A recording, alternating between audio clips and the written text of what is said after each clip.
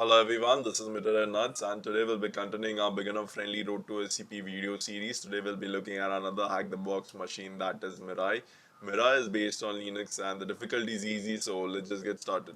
So first thing what I always do is I run an auto recon scan, and if you guys don't know what auto recon is, it's an enumeration tool. It's gonna do few nmap scans at first, and based on the results and output it's gonna do additional scans on those ports and services. So it's gonna give us enumeration results. 95% of the time it works really great, but sometimes you have to manually enumerate things further. So I do recommend this, so you can get it from GitHub, this particular tool. So I'll run it as sudo because I'm gonna run the scan as root. So I'll be giving sudo over here and Python 3 because this has to be executed with Python 3. And I'll be giving the target IP address, that is 10.10.10.48 in the case of Mirai, and I'll be giving the O switch and wherever I want to save the output, as you guys can probably give any directory. Okay, so I did already execute the scan, so I wouldn't be running it again. So let's just look at the scan result.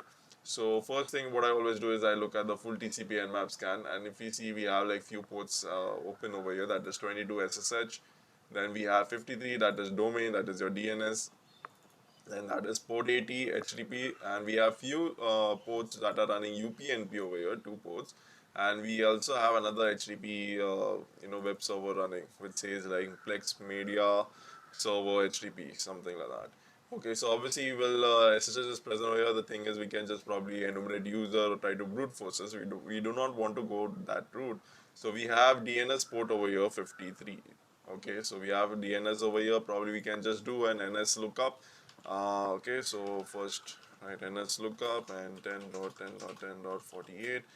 Don't think it reveals anything, so probably just NS lookup and change our server to 10.10.10.48, and then later on after that enter the IP address again to see if we get any domain name or anything, but we do not find anything present over here, so we'll just skip it for now. We do not find anything interesting in our DNS. Okay, close. Okay, so further I after enumerating things, obviously I checked for this as well, the version DNS MASQ 2.76, and I actually found few vulnerabilities over here, and our some information leakage or something like that. So there were multiple vulnerabilities present, and also there was some I think DOS attack vulnerability. So that same particular version. So I thought that information leakage, disclosure vulnerabilities present. So probably we'll get some information from there. So that's why I was trying and enumerating things over here, but I could not find anything. Okay, so obviously that DOS, we do not want to go to that route, but I just checking for that particular version. So that vulnerability was working fine, but information disclosure, it did not. I don't think there was an exploit for that. There was an exploit just to make just to check if it is vulnerable or no. Probably can check DNS MASQ.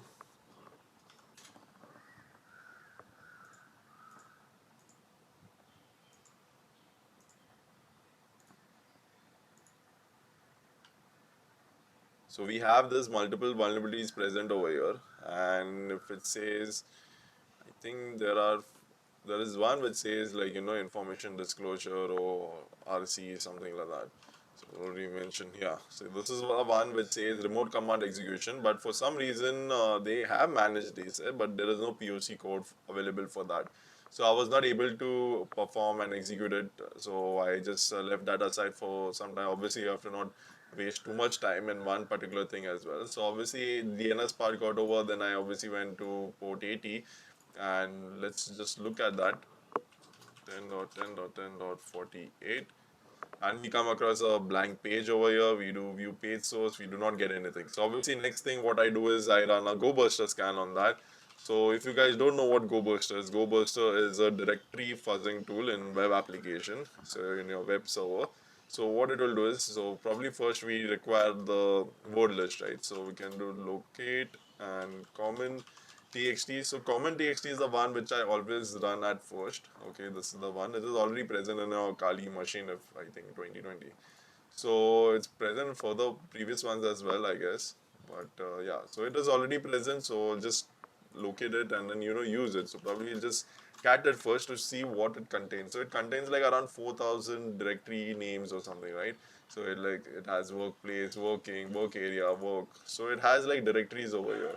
So if you go and check this particular website, right, exploit DB, there is a particular directory over here which says exploits, and then there's probably this web page over here 42942. Okay, so same thing's gonna happen over here when we do directory fuzzing. GoBurster will check, the web server, that hey, this working directory is present over here.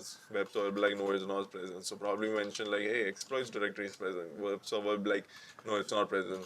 Since something like www is present, like web server will be like, hey, you know what, this directory is present, something like that. So GoBurster will analyze the results of all these 4,000 entries, and it's going to give an output.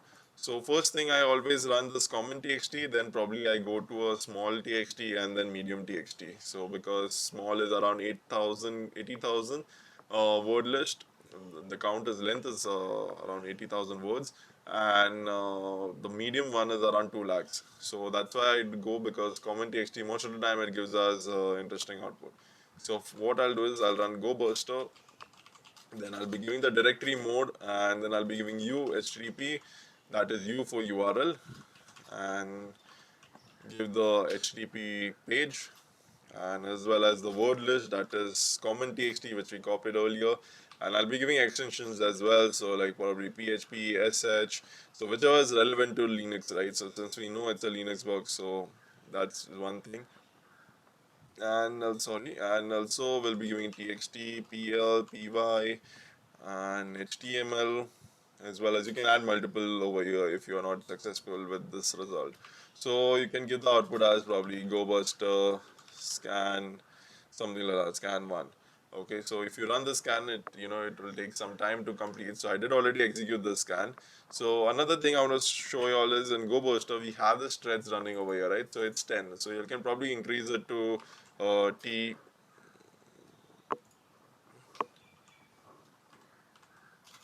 For some reason this thing just froze up. Okay.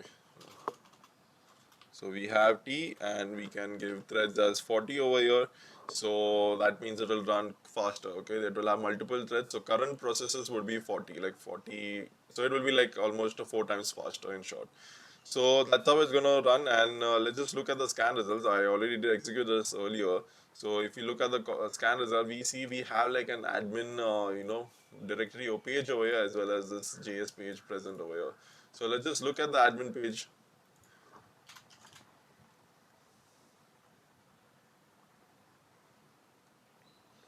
So it takes some time to load, I guess. So another thing is in GoBurster we can, there is like a small word list as well. So we can do that, small txt, and this particular word list consists of like around 8,000 characters. So not characters as in words. And also there is a medium one, so probably medium txt. So it takes time to run. So the scans are like, this is like 2 lakhs word list, and this is like 80,000 word list, and this is like 4,000.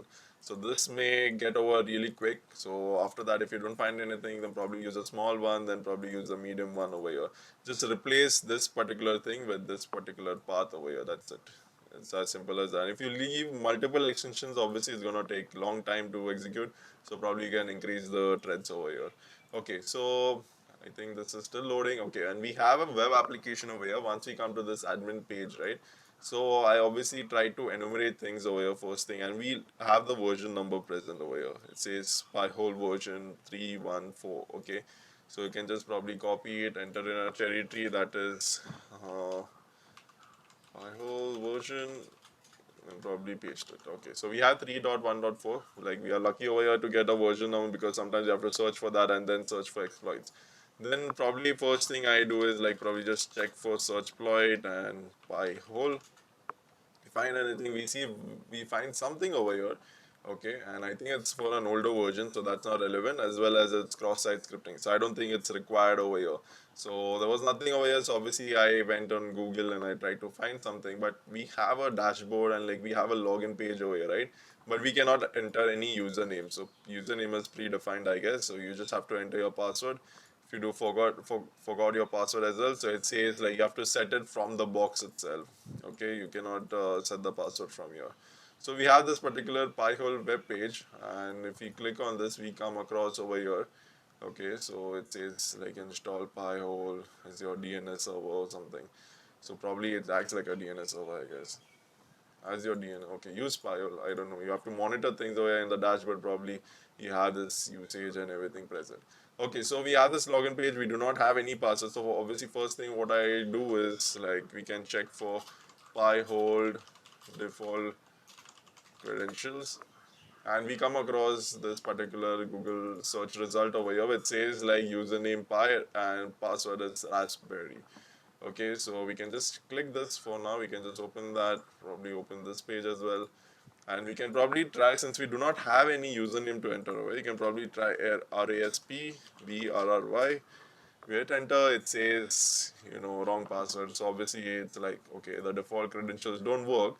But if you just look into it where the password was actually present, like you have to probably scroll down, it says how to set up this, and it looks like this particular, Linux machine, it's like a Raspberry Pi over here. Okay, so let's just, because that's where this Pi whole application is present.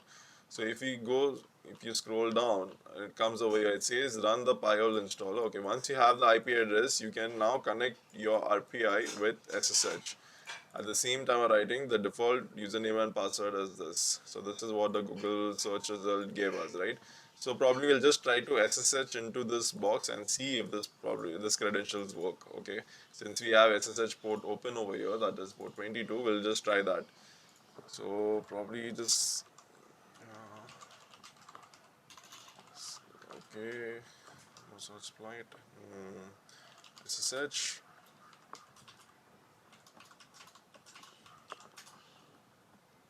Just enter Raspberry, and we have access over here. So the default credentials are present, and this was like the somewhat tricky part, I guess, over here, because usually we check for user credentials over here, so it gives us a web application credentials, right? So this is like the Raspberry Pi, image. So that's why this is present in the Linux machine over there. So we can probably just check uname A over here, and it says Linux Raspberry Pi. This is the version, kernel information, everything. Okay, so it's a 32-bit system over here. Architecture is 32-bit. Okay, so we have this thing present over here. So we just check where we landed probably, and we had landed over here. So let's just check desktop, and we have a user text present over here, right? So obviously, at first I was like, I just tried to check out multiple things as well. Like I checked out this particular port, uh, you know, sorry, this particular HTTP port, and we'll just look into it, 3240.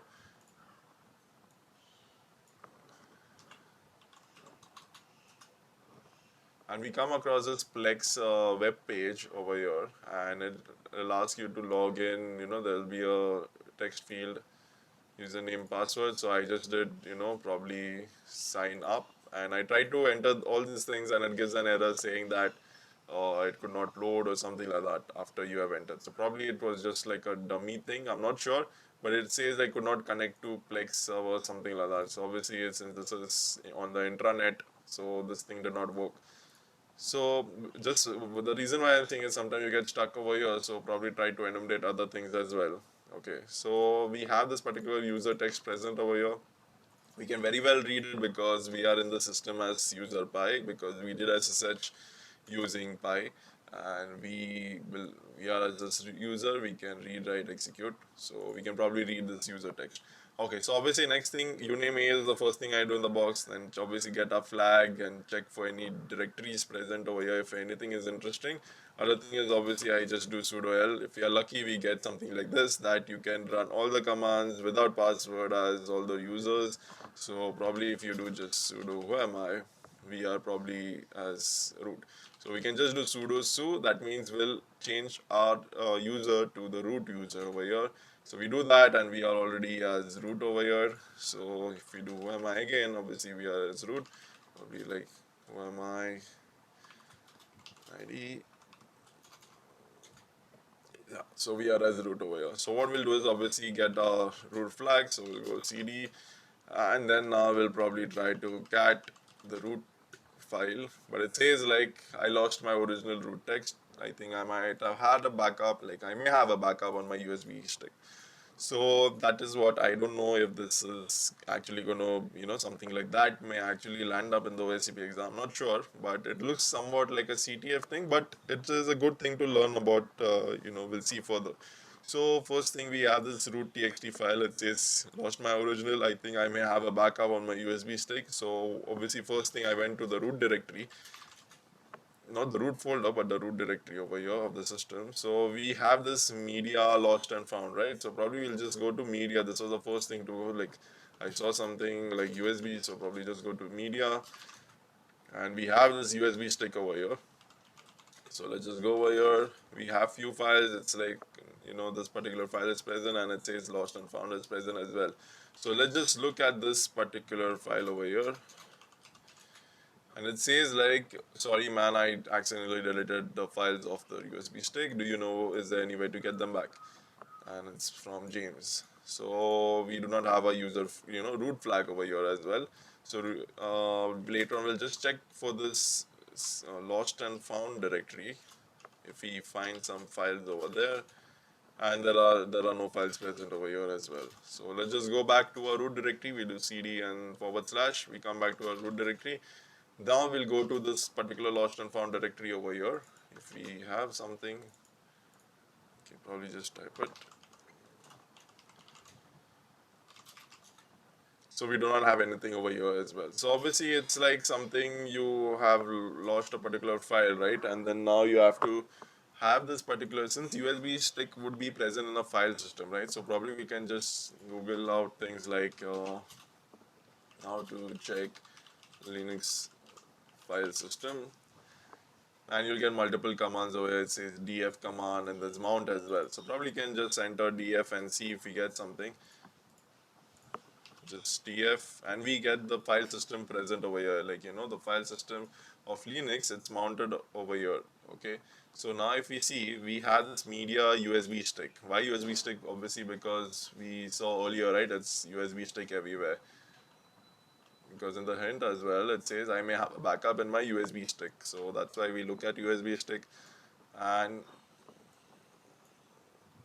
so we have USB stick over here. It says like the person uses only 2%, and it's the file system of Linux is dev SDB. Okay, so another thing I just want to tell you all what dev SDB is over here. So SDB, these are the file systems which are present in Linux. So this is basically your local disk C. If you compare Windows, in short, it's your local disk C, and this is your local disk D maybe, and this is like your external pen drive or external hard drive. Okay, so little bit about Linux file system. So the thing is, if you have a drive, okay, so how in Linux it is mentioned. In Windows it's very simple, right? Obviously most of you guys may be aware about Windows file system. So whenever you have a hard disk, if you have one hard disk itself, so you can create partitions, right? Like 1, 2, 3 and 4. So you can have the first partition. It will obviously auto name, and it will have like local disk C, local disk D, E and F. But in Linux, the thing is it's SD and then A. So A means over here, this A corresponds to this particular thing, like 1. So A means the first and primary hard drive. So that is 1 in this case. 1 as in this is the entire hard drive, right? This is one hard drive, but we have created 4 partitions over here. Like if you have like a 1 terabyte hard drive, you have created like 250 GB partitions over there. So in Linux also is the same thing, but it's like it's named as HDA instead SDA. And this 1 is the partition number, that is 1. And obviously in Windows we have like C, so this D corresponds to like HDA2, E may correspond to like HDA3 and HDA4 and so on. So this is how it works in Linux. And now there comes the second hard drive. It can be a second hard drive, it can be an external hard drive, or it can be like your USB stick. Obviously external hard drive means it can be like an external pen drive or something. So this is what it is. And hard disk number 2, so that is the second drive. It can even be an internal drive, not necessary it has to be external, but just consider that this is a pen drive or USB stick, right? So this is hard disk number 2, and this is partition 1, because we do not have any partition 1. Just consider this USB stick is 100 GB, and we are having one partition itself of 100 GB. So in Windows, probably it will be like new removable G, right? It comes somewhat like that, or probably the name what your USB stick is saved as. So that would display over here. So in Linux, it is HDB. Okay, so if your drive had, so you had like two partitions made over here, so probably it will be like HDB1 or something like that for your other secondary drive. So this is how it works in Linux. So this is HDB. So that means the other drive, and just small thing, just wanted to mention HDA 1, 2, 3, 4. This belong to the same particular hard drive. So if you look in our result over here, we have HDA 1 over here. That means this is the first partition of the first hard drive. This is HDA 2 over here. That means this is the second partition of the first hard drive. And this is like HDB. So this means that it is some external hard drive or some other secondary hard drive. So that is not the primary one. So this is what it is. We have dev HDB over here, which is mounted on USB stick. So we can even use mount, I guess. So if you use mount, and we'll probably get this particular thing. It says USB stick and dev HDB over here as well. So the easiest way to get the root flag over here is, I don't think it was the intended method, but yeah, the easiest way to get is you can use strings on dev HDB over here. So just copy that, copy this selection and just paste it, and we get our root flag over here. So this is our root flag. Obviously I'll just try to hide it, but this is what we get, and this is the genuine root flag over here. So this is the easiest way to do it. But another thing is, if you want to recover that particular file, so let's just look how we can recover files from the USB stick in Linux, right? So how to recover deleted files from USB stick in Linux.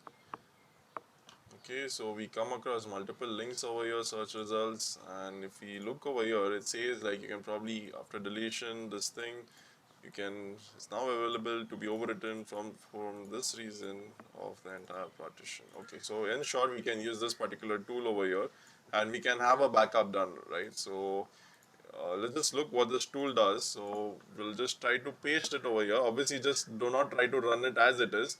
Before pasting, okay, I think I should just run df again.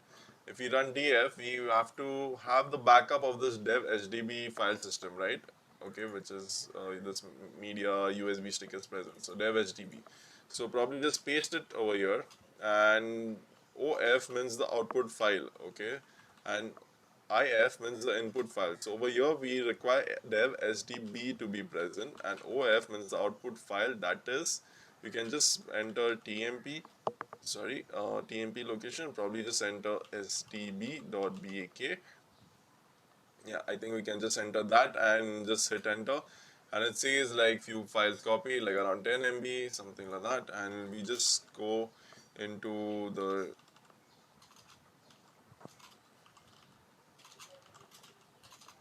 TMP directory, we do LSLA, and we have this particular HDB backup file present, and using this probably we can just try to transfer it into our system. You can use SCP for that, and after that you can use strings itself. So obviously this is just one way to, you can recover this particular, you're taking the entire backup of this particular dev HDB, so you can do it with this particular tool.